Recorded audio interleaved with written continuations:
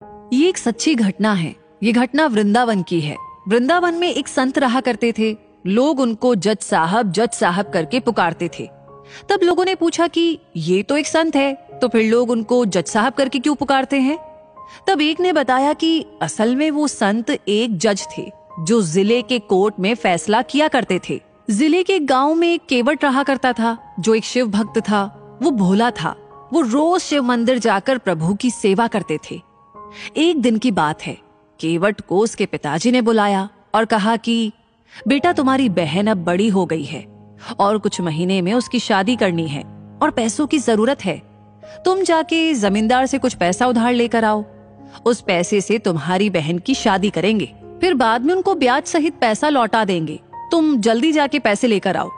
केवट फिर उस जमींदार के पास जाके कुछ पैसे उधार लेकर आया और वो पैसे पिताजी को दिए।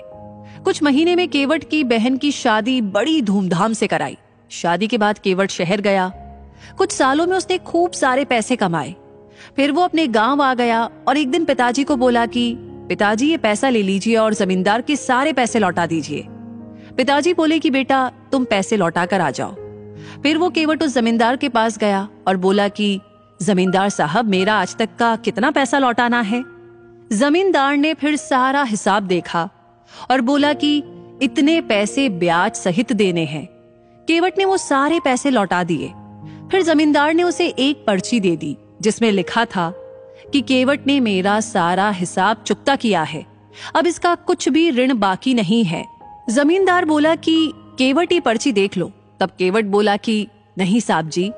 जमींदार फिर से बोला कि एक बार देख लो। तब केवट बोला कि कोई बात नहीं साहब जी, वो तो मेरे शंकर जी ही जाने।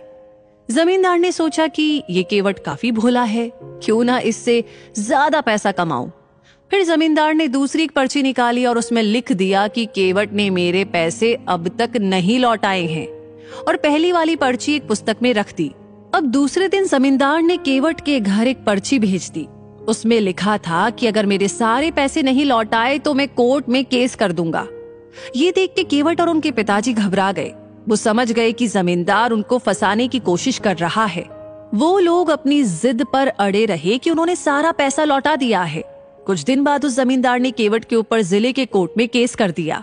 कुछ दिनों के बाद केवट को कोर्ट में से समन आ गया। अब तो केवट को कोर्ट में हाजिर होना ही था। वो दिन आ गया जब केवट को कोर्ट में हाजिर होना था। केवट पहले भोले शंकर जी के मंदिर गया और वहां से कोर्ट गया।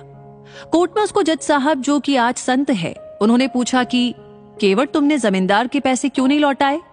तब केवट बोला कि जज साहब, मैंने सारे पैसे लौटा दिए हैं, ये जमींदार झूठ बोल रहा है।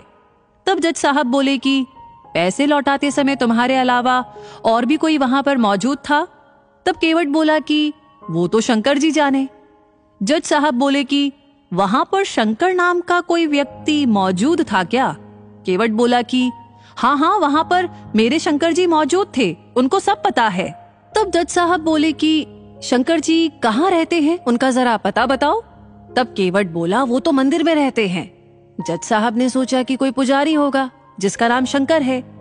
जज साहब ने शंकर के नाम का वारंट निकाला और अपने सिपाही से बोला कि ये वारंट लेकर उस मंदिर में जाओ और शंकर जी को दे आओ। सिपाही तुरंत वारंट लेकर निकल गया।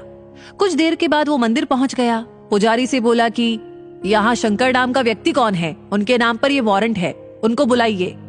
तब पुजारी बोला कि शंकर जी तो देवों के देव महादेव जी है। तब सिपाही बोला, ये वारंट तो उन्हीं के नाम पर है, उनको कोर्ट में हाजिर होना पड़ेगा।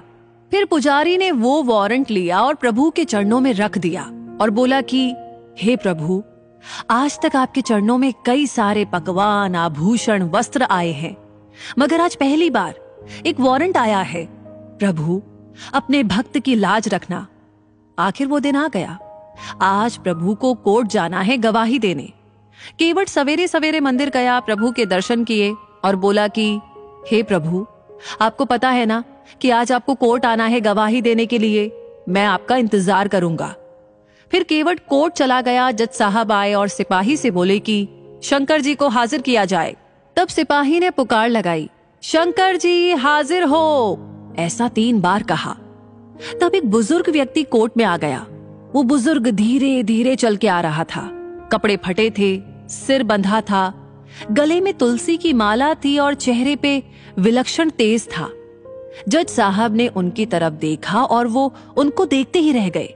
जज साहब ने पूछा कि आपका नाम? वो वृद्ध व्यक्ति बोला कि मैं ही शंकर हूं। जज साहब बोले कि क्या उस दिन आप भी मौजूद थे जिस दिन केवट ने जमींदार को सारे पैसे लौटाए थे? तब शंकर जी बोले, हाँ, मैं वहां मौजूद था और केवट ने सारे पैसे मेरे सामने ही उस जमींदार को लौटा दिए थे। जज साहब बोले कि इसका क्या सबूत है तुम्हारे पास?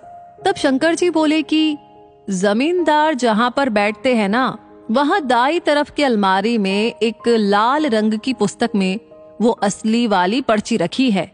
जज साहब ने तुरंत सिपाही को जमींदार के घर भेज दिया और उनको उसी अलमारी में वो पर्ची भी मिल गई। वो लोग वो पर्ची लेकर आए और जज साहब को दे दी। जज साहब को सारा किया समझ में आ गया। फिर वो केवट की तरफ मुड़े और बोले कि केवट, तुमने जमींदार के सारे पैसे लौटा दिए हैं, अब तुम घर पर जा सकते हो।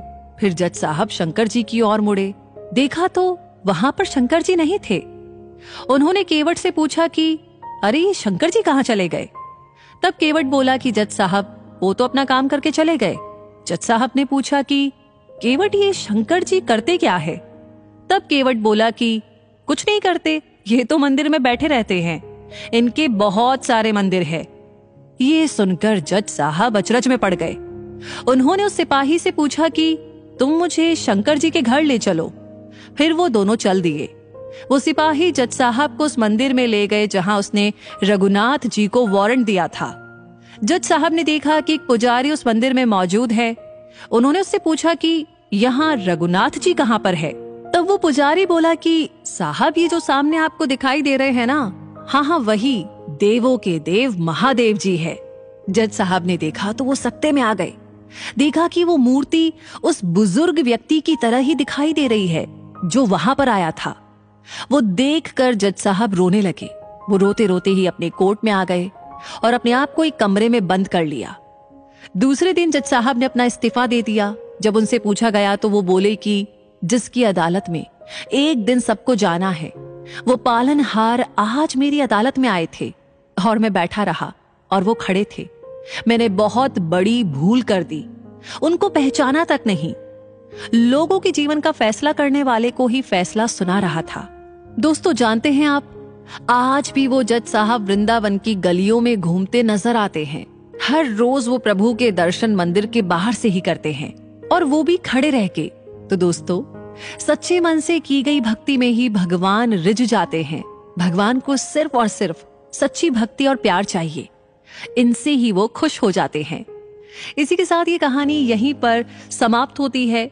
ये कहानी, ये वीडियो आपको कैसा लगा कमेंट सेक्शन में लिख करके अपनी राय हमें जरूर बताइएगा। लाइक ऑलरेडी आपने कर दिया है तो इस कहानी को ज्यादा से ज्यादा लोगों के साथ शेयर करना बिल्कुल ना भूले।